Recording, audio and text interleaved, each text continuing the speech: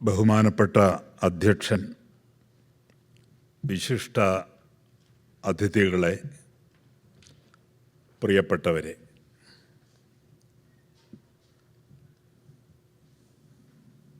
സാഹിത്യത്തെക്കുറിച്ച് ചിന്തിക്കുവാനും ചർച്ച ചെയ്യുവാനും ഇങ്ങനെ അല്പം വിപുലമായ ഒരു വേദി ഒരുക്കിയ അലയുടെ ഭാരവാഹികളെ ആദ്യമായി ഞാൻ ഹൃദയപൂർവ്വം അഭിനന്ദിക്കുന്നു.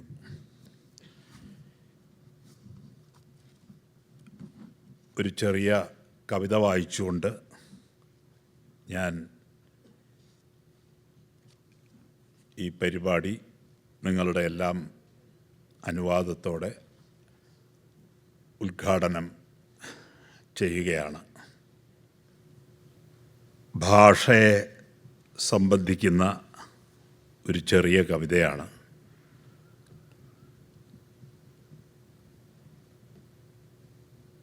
ഏത് ഭാഷയുടെയും പിന്നിൽ വേറൊരു ഭാഷയുണ്ടാകും, അതിനും പിന്നിൽ വേറൊരു ഭാഷയുണ്ടാകും. അങ്ങനെ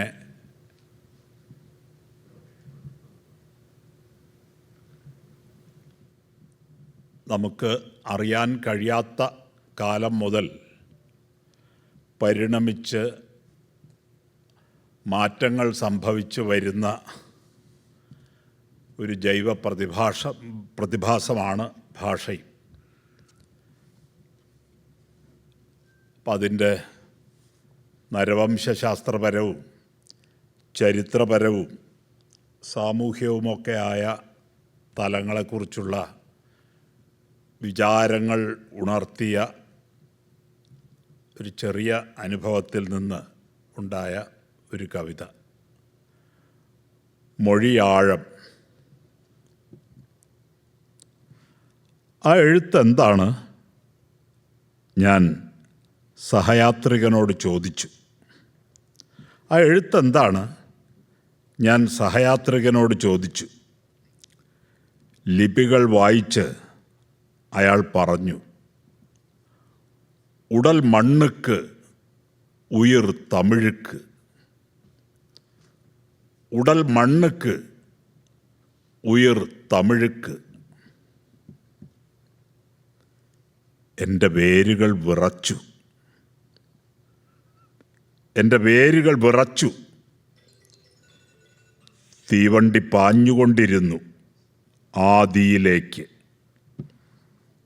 തീവണ്ടി പാഞ്ഞുകൊണ്ടിരുന്നു ആദിയിലേക്ക്. ഹിമയുഗങ്ങൾ കടന്ന് പരന്നും പടർന്നും പന്തിരുകുലങ്ങൾ. ഹിമയുഗങ്ങൾ കടന്ന് പരന്നും പടർന്നും പന്തിരുകുലങ്ങൾ. ആനയുടെയും സിംഹത്തിൻ്റെയും കടുവയുടെയും മൊഴിയെടുത്ത്, മയിലിൻ്റെയും കുയിലിൻ്റെയും മാനിൻ്റെയും മീനിൻ്റെയും മൊഴിയെടുത്ത്, കാടിൻ്റെയും കാറ്റിൻ്റെയും കടലിൻ്റെയും മഴയുടെയും വെയിലിൻ്റെയും മൊഴിയെടുത്ത്, മലകളുടെയും മാനത്തിൻ്റെയും മൗനത്തിൻ്റെയും മൊഴിയെടുത്ത് നരനദി. ആനയുടെയും സിംഹത്തിൻ്റെയും കടുവയുടെയും മൊഴിയെടുത്ത്, മയിലിൻ്റെയും കുയിലിൻ്റെയും മാനിൻ്റെയും മീനിൻ്റെയും മൊഴിയെടുത്ത്, കാടിൻ്റെയും കാറ്റിൻ്റെയും കടലിൻ്റെയും മഴയുടെയും വെയിലിൻ്റെയും മൊഴിയെടുത്ത്, മലകളുടെയും മാനത്തിൻ്റെയും മൗനത്തിൻ്റെയും മൊഴിയെടുത്ത് നരനദി. മഷിനോട്ടക്കാരനെ പോലെ ഞാൻ ഭാഷയിലേക്ക് നോക്കുന്നു. മഷിനോട്ടക്കാരനെ പോലെ ഞാൻ ഭാഷയിലേക്ക് നോക്കുന്നു. അടിപ്പാളികളിൽ നൂറ്റാണ്ടുകളുടെ പെരും കാൽപ്പാടുകൾ, ആദിമരുടെ പ്രയാണരേഖകൾ, നഷ്ടഗോത്രങ്ങളുടെ ബലിക്കറകൾ, ജ്ഞാനികളുടെ സ്വപ്നഛേദങ്ങൾ, പടയോട്ടങ്ങളുടെ പാപമുദ്രകൾ, അരജരുടെ ആജ്ഞകൾ, അടിമകളുടെ അലർച്ചകൾ. അടിപ്പാളികളിൽ നൂറ്റാണ്ടുകളുടെ പെരും കാൽപ്പാടുകൾ, ആദിമരുടെ പ്രയാണരേഖകൾ, നഷ്ടഗോത്രങ്ങളുടെ ബലിക്കറകൾ, ജ്ഞാനികളുടെ സ്വപ്നഛേദങ്ങൾ, പടയോട്ടങ്ങളുടെ പാപമുദ്രകൾ, അരജരുടെ ആജ്ഞകൾ, അടിമകളുടെ അലർച്ചകൾ. അടിത്തട്ടിലെ ഇരുട്ടുമഷിയിൽ പ്രകാശവർഷങ്ങൾക്കു മുമ്പേ മരിച്ചുപോയ ഒരു നക്ഷത്രം പ്രതിബിംബിക്കുന്നു.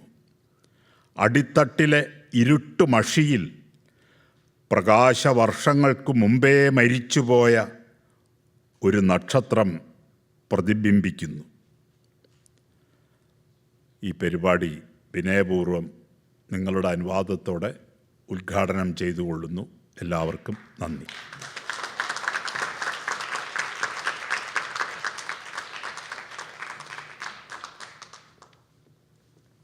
ഒരു ലിറ്ററേച്ചർ ഫെസ്റ്റിവൽ ഉദ്ഘാടനം ചെയ്യാൻ ഭാഷയെ പറ്റിയല്ലാതെ മറ്റെന്തിനെക്കുറിച്ചാണ് സംസാരിക്കുക?